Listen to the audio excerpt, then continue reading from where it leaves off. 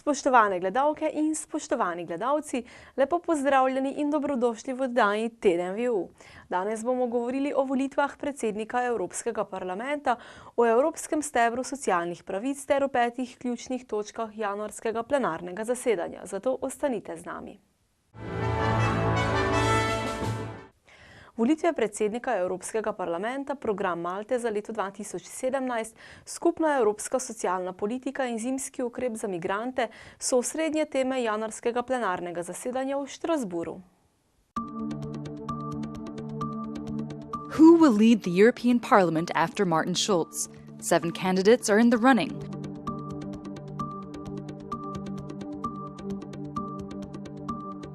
Malta may be the smallest country in the EU, but it has an ambitious to-do list for the next 6 months, streamlining migration, fighting terrorism, and restoring trust in the European Union are just a few items on its list. With rising populism and soaring unemployment, social policy is a looming issue. MEPs will sketch out details for a framework that may be key for ensuring social security for all. Parliament will discuss emergency aid for thousands of migrants and refugees struggling with freezing temperatures in large parts of Europe.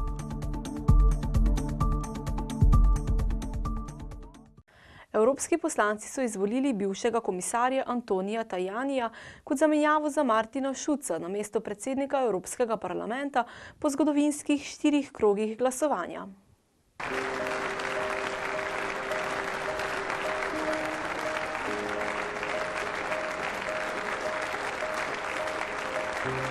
È stato un confronto democratico. Io, come vi ho detto quest'oggi, sarò il presidente di tutti, rispetterò tutti i deputati, rispetterò tutti i gruppi. Wir kommen jetzt gemäß unserer Geschäftsordnung zur Wahl des Präsidenten des Europäischen Parlaments. Herr Abgeordneter Verhofstadt hat mir vor wenigen Minuten mitgeteilt, dass er seine bereits angekündigte Kandidatur zurückgezogen hat.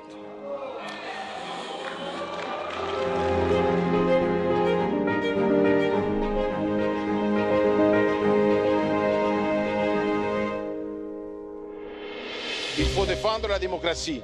Moi, j'y crois, et s'il n'y a pas de démocratie, il n'y a pas de liberté pour nos concitoyens. La liberté, c'est la clé de l'Union européenne, c'est la clé de notre civilisation, c'est la clé de notre histoire et c'est la clé de l'avenir de l'Union européenne. Merci beaucoup.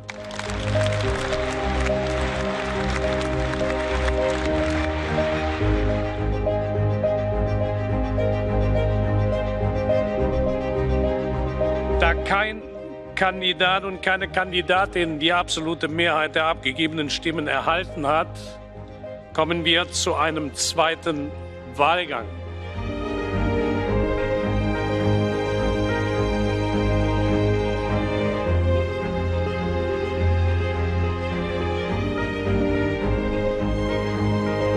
Ich erinnere noch einmal daran, dass gemäß Artikel 16 Absatz 1 der Geschäftsordnung beim 4. Wahlgang nur die beiden Mitglieder Kandidaten sein können, die im 3. Wahlgang die höchste Stimmenzahl erhalten haben.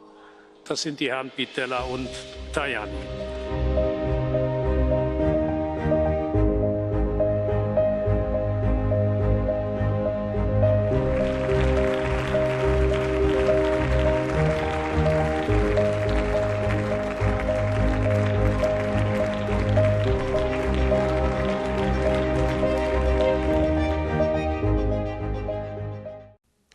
Evropski poslanci pozivajo na evropski steber socialnih pravic, da bi določili konkretne predloge za socialne pravice v spreminjajočem se digitalnem gospodarstvu. It's hard to pay the bills when you don't know when the next phone call will come to offer you work. Whether it's delivering pizza on a bike or driving a stranger to the airport, the internet has created new atypical forms of employment.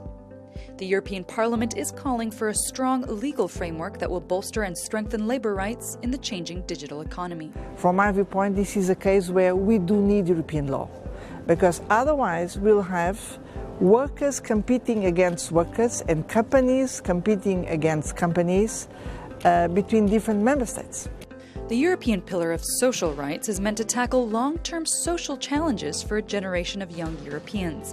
They have never been better educated, and yet they face a far more precarious job market than their parents or grandparents. Jobs have changed in general, whereas beforehand you had a full-time contract and you worked from 9 to 5. It is no longer the case. Working hours have changed. Work-life balance is a very right question to be asked, and this has changed as well. Among the objectives of the Parliament is to update existing social protection measures, like ensuring equal pay between men and women and coordinating health systems across Europe to make sure no one is excluded from social security. Still in the works, the pillar may be an effective tool to counter anti-EU sentiment. MEPs have set an ambitious wish list. It's now up to the Commission to deliver.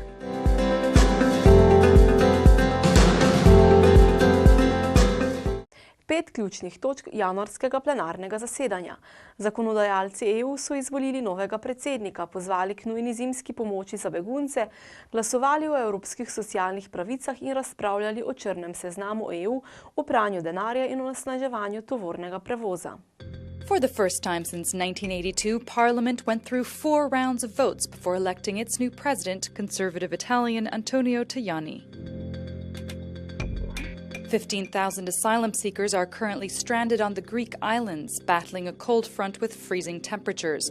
Lawmakers urge for emergency aid on their behalf. That's how many members of Parliament voted in favour of a set of European social rights that would boost labour protection in a digital economy. 11 countries are on the blacklist for allowing money laundering and terrorist financing. MEPs also want to add states that enable tax crimes to the list. Freight transport within the EU will have increased by 70% by 2050. Bad news for the environment. Parliament calls for cargo to favour a combination of trains, ships and trucks to reduce pollution.